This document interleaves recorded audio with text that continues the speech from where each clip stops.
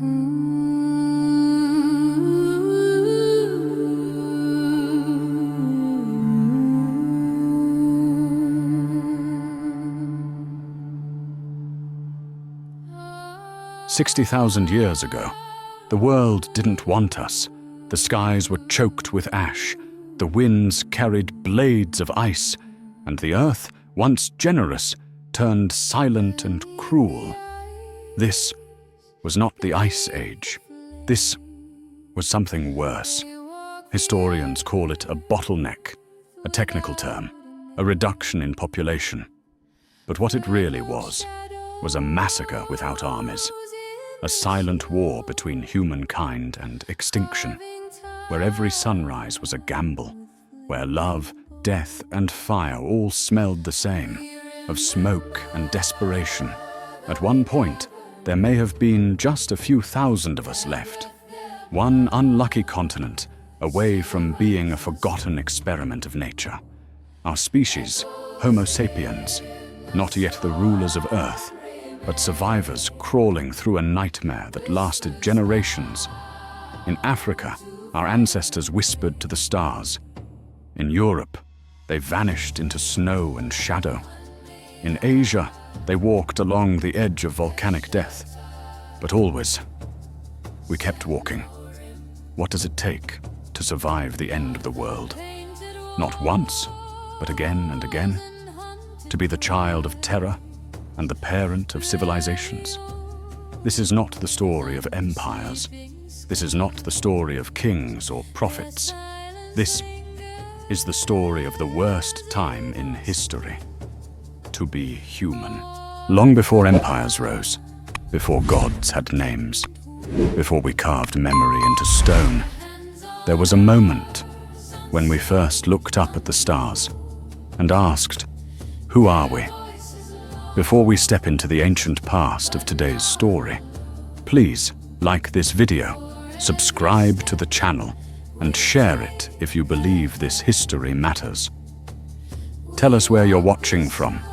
We'd love to be in conversation with those who believe in truth, memory, and the story of us. But only if you truly love what we do here. Now, let the journey begin. Long before we ever walked upright. Long before Africa cracked open to breathe us into being. There was only time. Endless, silent, unmarked time. The earth, a restless child, spun through fire and darkness. A molten sphere wrapped in storms. It did not wait for life.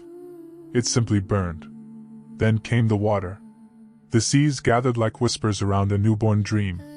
In their shallows, a miracle. Tiny cells, invisible architects, multiplying, dying, changing. They made no tools, no sounds, no plans, but they endured. And from them, everything. It took 2 billion years for these cells to learn to live together, to form something more than one, to build bodies, skeletons, mouths, eyes. Life was not designed. It was tested. Explosions of biodiversity erupted, only to be crushed by extinction. Forests turned to swamps, swamps to deserts. Ice swallowed continents whole, and then melted away again. The earth reinvented itself, again and again, each time more strange than the last. Continents drifted like forgotten thoughts across the surface of the world. Land masses split, collided, folded into mountains. Africa, once at the center of a supercontinent, slowly wandered to where it would one day host the human story. Life did not march forward. It spiraled. Creatures came and vanished. Fish that breathed air. Reptiles that ruled the skies. Mammals that shrank into burrows until the giants were gone. And still, the clock ticked. The age of the dinosaurs came and went like a violent dream. The sky darkened. Ash fell. The world changed again. What followed was not peace. It was opportunity. From the shadows emerged warm-blooded survivors with sharp minds and softer skin. And among them, eventually, primates, with fingers to grasp, eyes to judge, and brains that hungered to understand. But hominins? They were still millions of years away. We were not inevitable. We were improbable. Just one possible outcome in a universe of trials. And yet, the tremor had begun. Subtle, silent, relentless. The earth had laid the stage. The actors, though unknowing, were ready. All that remained was for something to rise. Africa was never just a place. It was a crucible. Here, the earth tore itself open. Not once. Not suddenly. But over millions of years. Beneath our feet, deep tectonic forces pushed and pulled the land apart, ripping a scar into the very bones of the continent. This was the East African Rift Valley. A place of upheaval. Of ash, fire, and rebirth. It stretched for thousands of kilometers, from the Red Sea's touch to the rugged lakes of Malawi. And along its cracked spine, life began to change. Forests thinned. Rainfall patterns shifted. What was once a lush canopy became an open savanna. And in the gaps where trees fell and shade vanished, some creatures adapted. Others disappeared. Among the survivors, primates with a choice: to cling to the trees, or to risk the open ground. It was not a brave decision. It was a desperate one. To step out into the light was to become something new. Bipedalism, walking on two legs, did not appear fully formed. It arrived like a ripple, gradual, painful, transformative. It freed the hands. It changed the spine. It rebalanced the skull. It allowed these ancestors to see farther, to carry food, to defend, to remember where the water was and when it would return. The Rift Valley created a new kind of world, a world of risk, of challenge, and of potential. Here, fossils tell the story. In Oldoway Gorge, the wind howls across layers of stone like pages in a buried book. In Hadar, in Ethiopia, bones emerge from red earth like fragile whispers, curled and cracked, yet speaking still. We find fragments of jaws, knuckles, spines. And sometimes, entire skeletons, like Lucy. Only 3 feet tall, but a giant in what she represents. These ancient bodies tell us that our lineage walked upright at least 3.6 million years ago. And nearby, the Litoli footprints, preserved in volcanic ash, show two beings walking side by side. Not running, not crawling, walking, together. They are us, and not us. Close enough to recognize, far enough to haunt. Climate, again, was the quiet sculptor. Every shift, every dry season, every flood, selected who stayed and who vanished. Our early ancestors lived at the edge of extinction, always. They moved with the herds, scavenged after lions, slept under stars with ears attuned to the silence before danger. The rift forced innovation, forced change, forced the birth of adaptability. It is no coincidence that the oldest tools, the oldest bones, the oldest stories of us, come from here. Not because Africa was easy, but because it demanded greatness, or oblivion. The cradle of humanity was not gentle. It was fire and fracture. And from that came life walking upright. They did not rise all at once. No thunder split the sky. No divine hand lifted them from the dust. Only survival, and the quiet demands of change. At first glance, they were not remarkable. Small-brained, short-statured, barely more than apes with attitude. But they walked. And that changed everything. Australopithecus afarensis, that's the name we gave them. But they had no names. Only instincts, patterns, and a new perspective. Literally. Because when they stood, fully upright, the world looked different. The horizon stretched wide. Predators became visible from further off. And the hands were finally free. Not for nothing. For purpose. With each step, the spine curved into balance. The pelvis narrowed. The foot reshaped, toe by toe, arch by arch. This was not a single leap. It was a slow revolution, played out over countless generations, across shifting landscapes. Then came Lucy. She was found lying in red Ethiopian earth, beneath sky and wind. over 40% of her skeleton remained perfectly preserved. 3.2 million years old. Her bones spoke of upright walking, of a stride no other creature had mastered.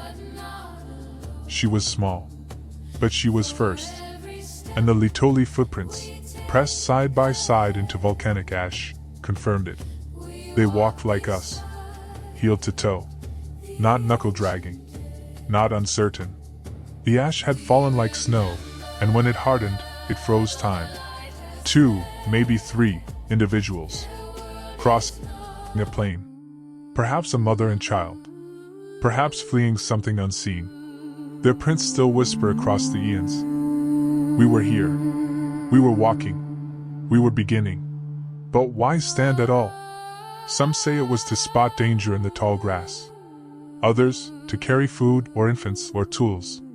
Still others believe the sun was the key, that walking exposed less skin to the sky, keeping them cool, conserving water. Whatever the reason, it worked. Bipedalism didn't just change how they moved. It changed who they were. It freed their hands to act. It forced their brains to think ahead.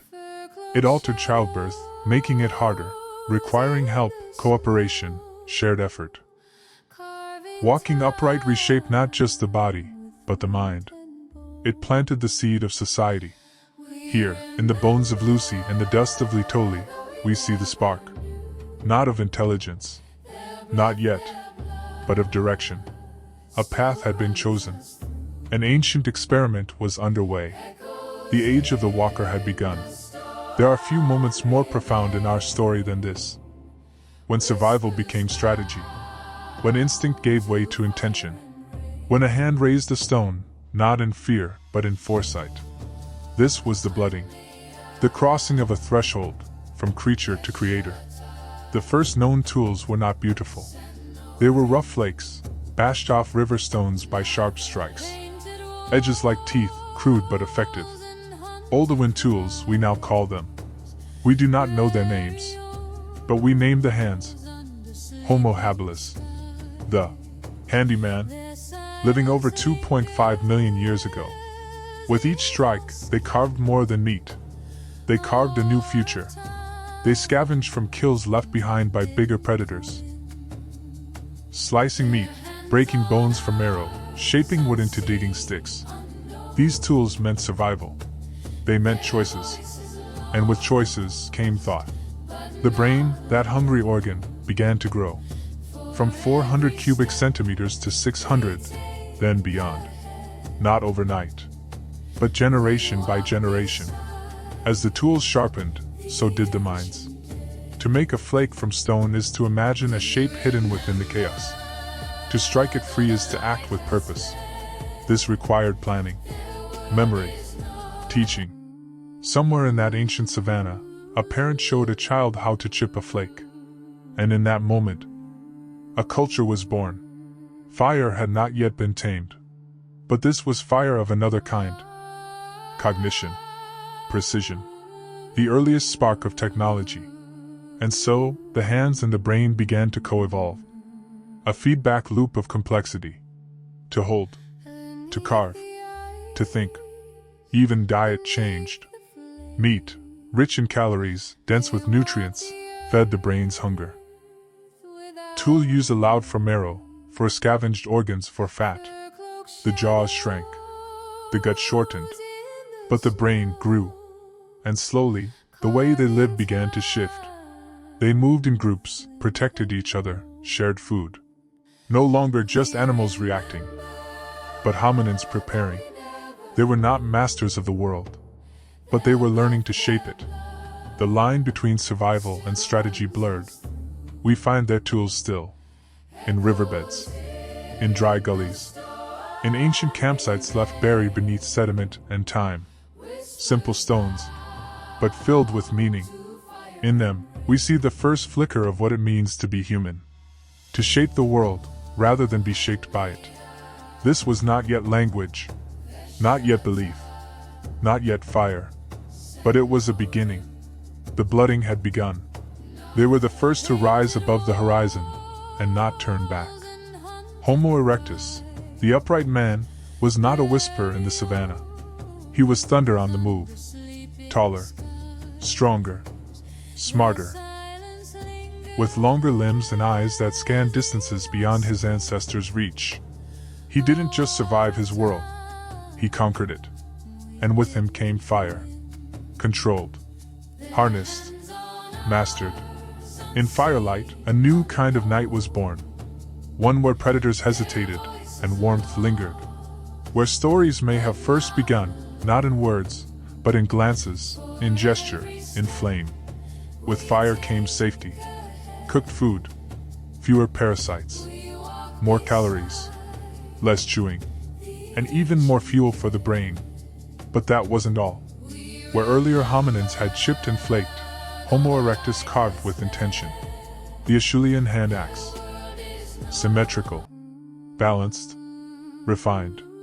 Some made tools so precise, it's unclear if they were always meant for use. Or perhaps for display. For pride. For meaning. These were minds that thought ahead.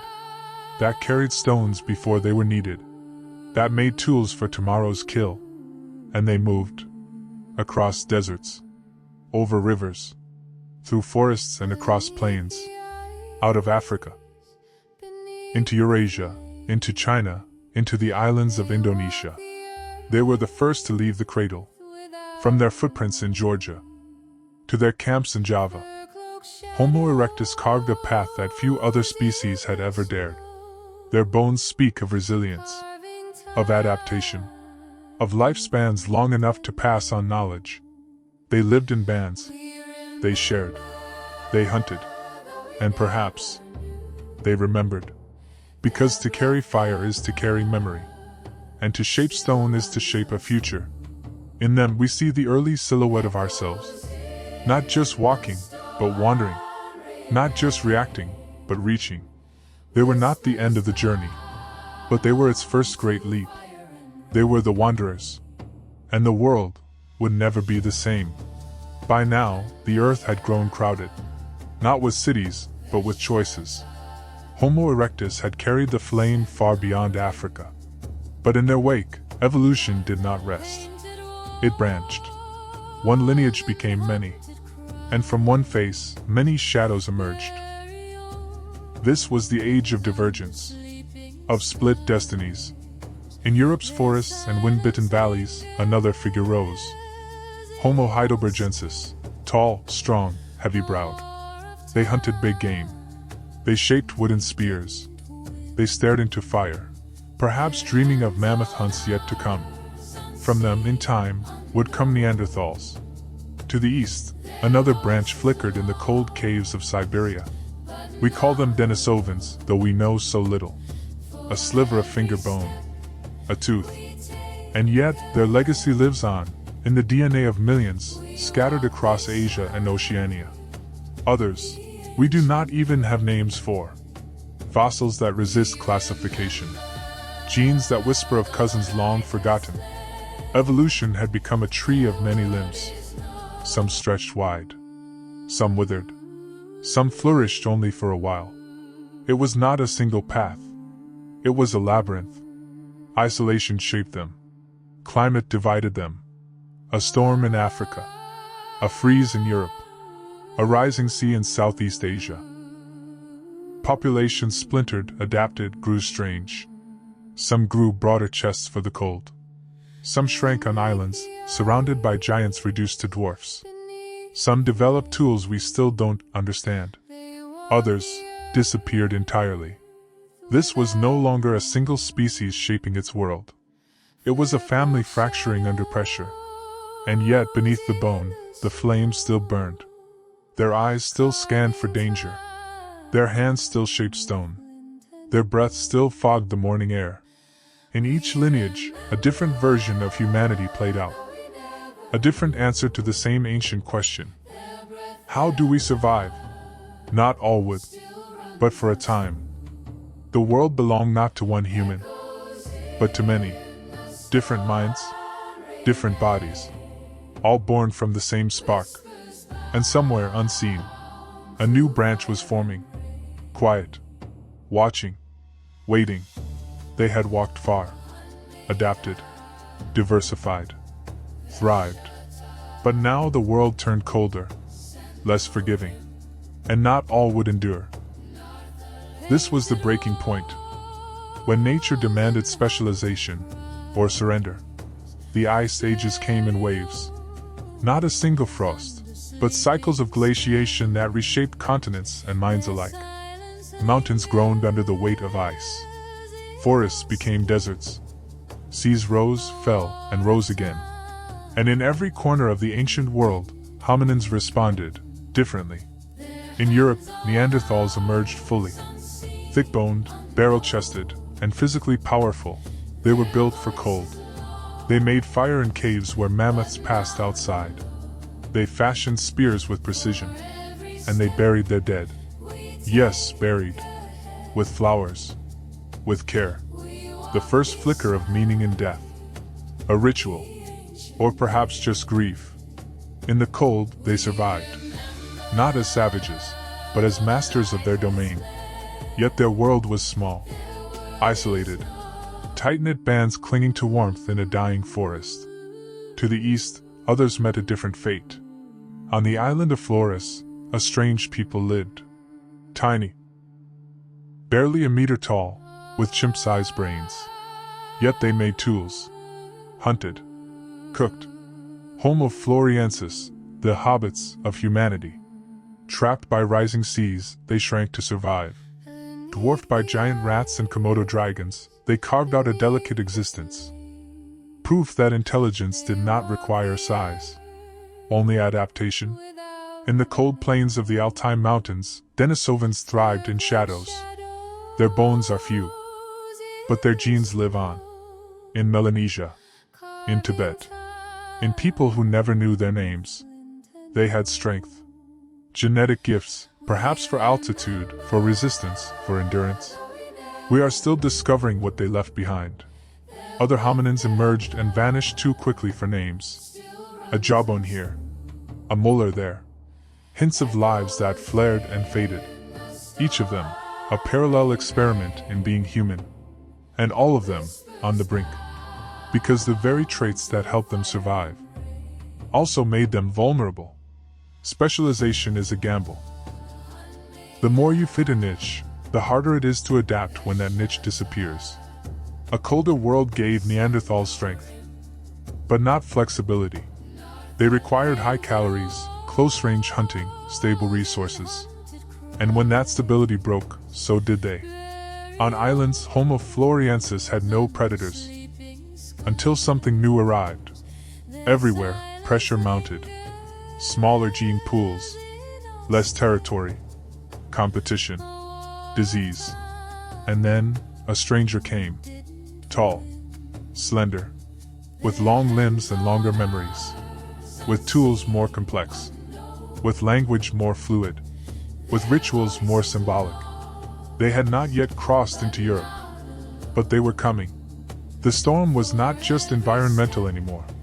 It was evolutionary. Psychological. Social. These ancient hominins, strong, enduring, adapted, faced something new.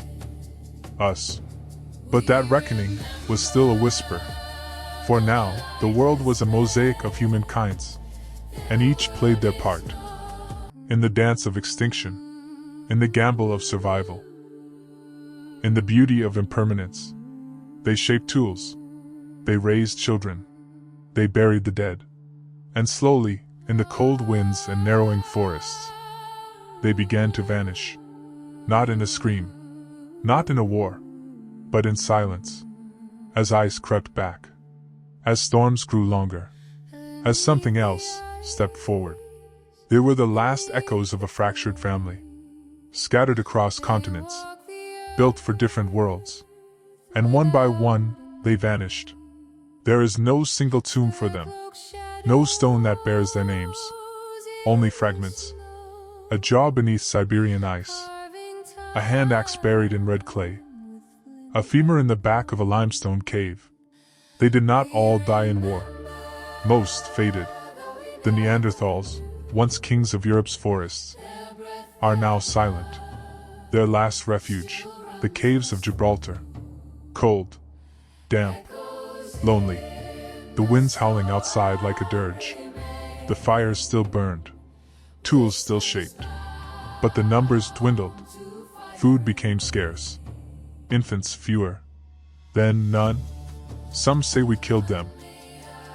Others that we absorbed them. Took them in. Mated. Merged. And their legacy? It lingers in us. A gene for immune strength. A fragment of memory. A trait in the curl of hair. But the voices are gone. Denisovans? They left even less. No villages. No art. Just a tooth in a cave. And yet, their DNA pulses in millions. The hobbits of Flores. Vanished without a trace. Perhaps a flood. Perhaps a predator. Perhaps us. No one knows. No one ever will. What is certain is this. The branches of the hominin tree began to fall, one after another, until only one remained. Us. But their end is not only loss. It is sacrifice. They made the road we now walk. They tried. They shaped. They endured. And though their faces are gone, their struggle is written in our bones. They stood where we now stand, on the edge of existence, staring into the dark, waiting for morning. And when they disappeared, the silence left behind was not empty. It was sacred. When the others were gone, we remained. Homo sapiens, the wise, the fragile, the improbable, born not in grandeur, but in quiet emergence.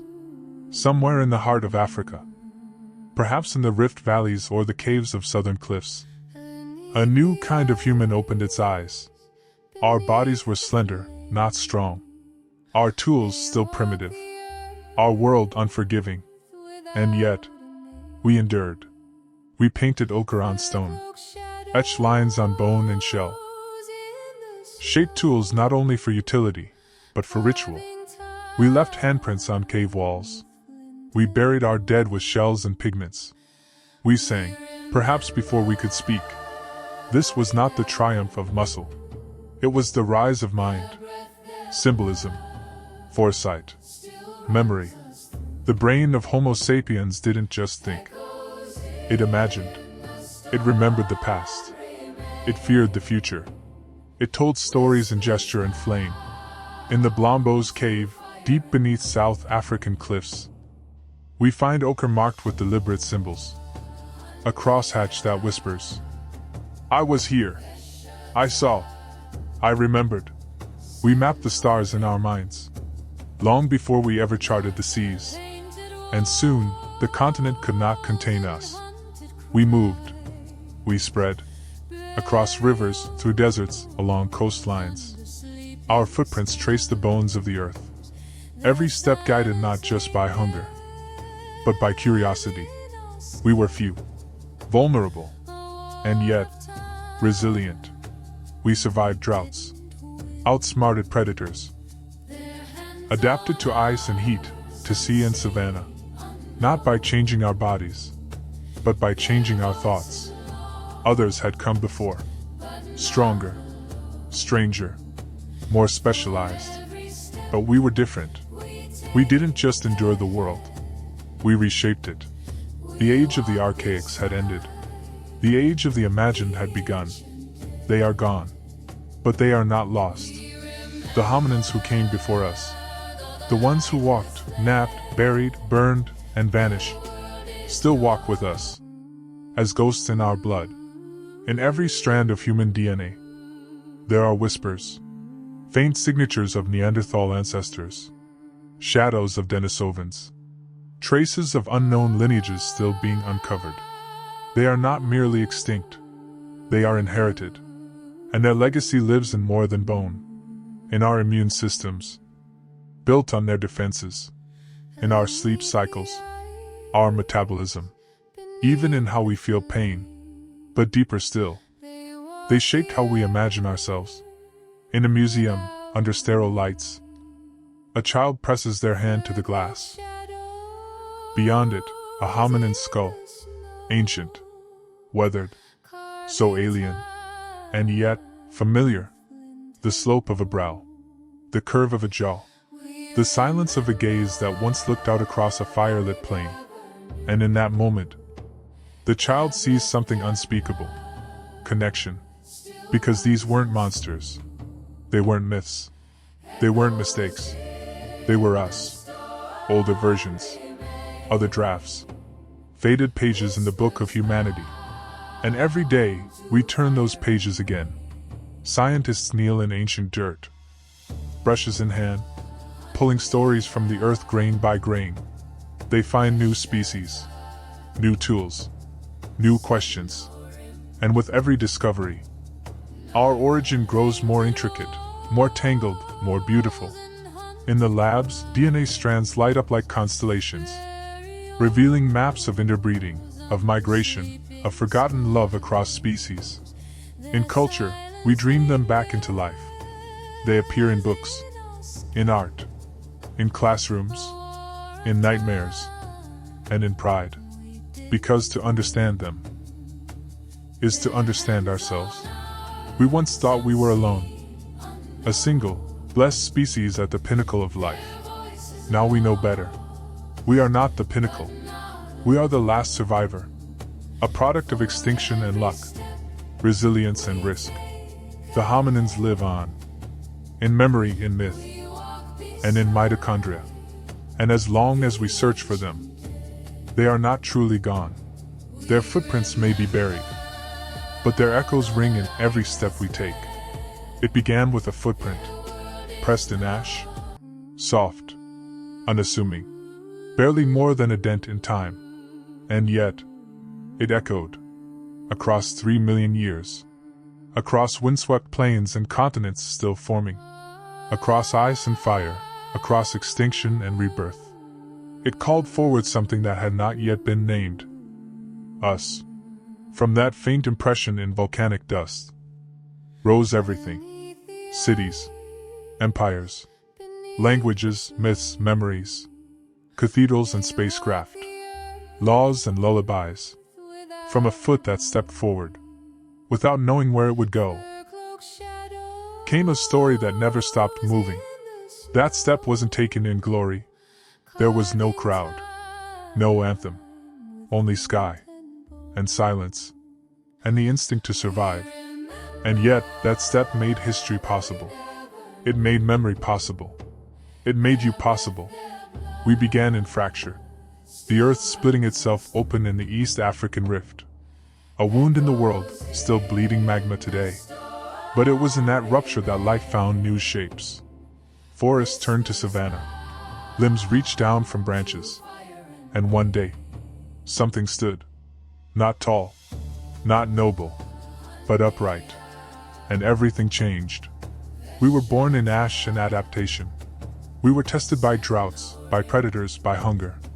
And still we rose. Each ancestor who lived and died etched one more line into the song of humanity. They had no words, but they spoke. In stone flakes, in burnt bones, in red ochre smeared on cave walls. They carved their fears into ivory. They buried their dead with meaning. They watched fire, not just to stay warm, but to understand something deeper about time, about light, about becoming.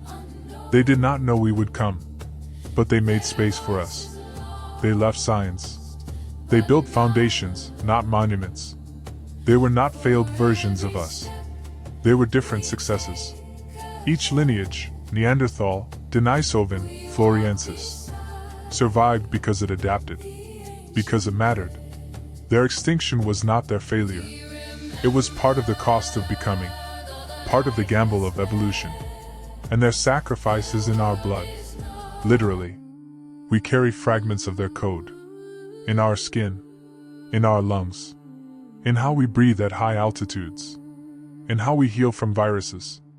We do not remember them in name, but our bodies have not forgotten. We walk because they stood. We speak because they gestured. We build because they shaped. And now, we stare at glowing screens. But the same brain lights up. The same spark that once struck stone. We are their wildest mutation. and their most faithful echo. In our science, we excavate them. In our art, we reimagine them. In our questions, we chase them still. Who were they? What did they see when they looked at the stars? Did they grieve? Did they hope? We may never fully know. But we know enough to kneel, brush dust from jawbones, and whisper, "You mattered. You were not alone." They gave us our first rhythm. The sound of walking, footstep after footstep, from rift to river, from savanna to snow, from cave to continent. We have always been wanderers.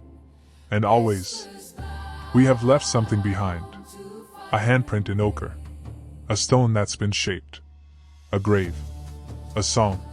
Now we are billions. We orbit planets. We splice genomes. We fear silence. But the silence from which we came was never empty. It was full of waiting.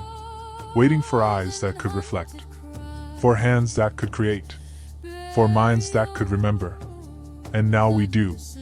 We remember them when we dig, when we teach, when we hold the hand of a child and feel, faintly, that same ancient instinct to pass something on. They are the ghosts behind every page we write, the breath behind every story we tell, and their footprints, though buried, still guide us forward.